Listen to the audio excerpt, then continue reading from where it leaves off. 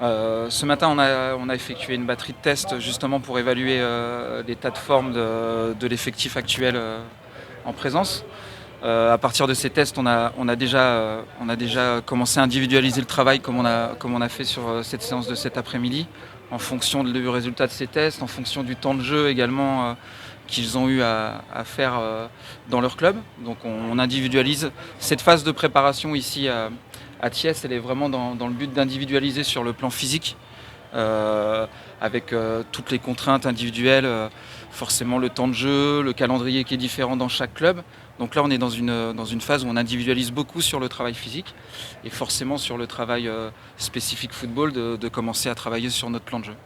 Le jeu de l'équilibre, le déséquilibre, et on a vu aussi un autre schéma présenté aujourd'hui, c'est la rapidité et tout droit vers les buts pour marquer plusieurs buts. On a vu qu'il y a des joueurs qui ont marqué plusieurs buts aujourd'hui.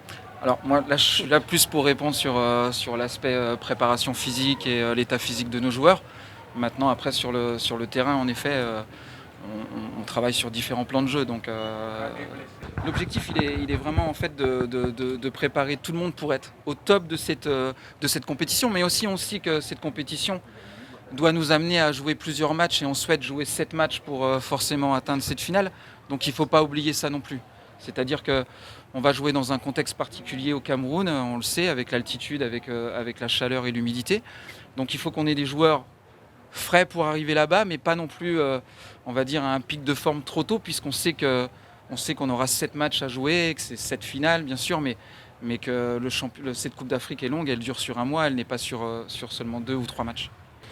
Là, on est dans une CAN qui se déroule en janvier, c'est pas une CAN qui se déroule en juin, juillet, donc l'avantage c'est qu'ils sont tous en club.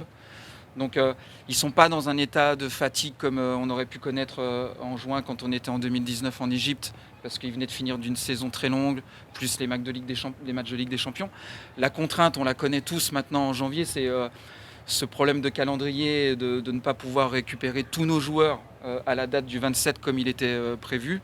On est tous, toutes les sélections, toutes les nations sont forcément embêtés par rapport à ça. Alors un peu plus le Sénégal parce qu'on a la chance d'avoir de bons joueurs qui jouent dans des bons championnats et qui sont encore en compétition. Donc on est un petit peu plus impacté que les autres nations. Maintenant c'est comme ça. La chance c'est qu'ils sont en pleine compétition, donc ils sont en forme. Il y a juste, comme je vous l'ai dit en tout début d'intervention, à rééquilibrer par rapport à leur état de forme, à leur temps de jeu. Mais on a des joueurs qui sont en pleine condition de leurs moyens. Vraiment. Et l'absence